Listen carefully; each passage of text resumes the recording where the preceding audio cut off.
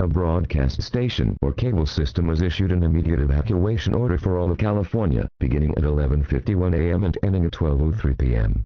Message from KTWV. The following message is transmitted at the request of the California National Guard.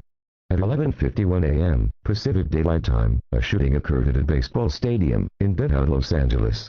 But at this time, a mandatory evacuation order is being put into effect for Los Angeles and Ventura County. Stay tuned to this station for further information.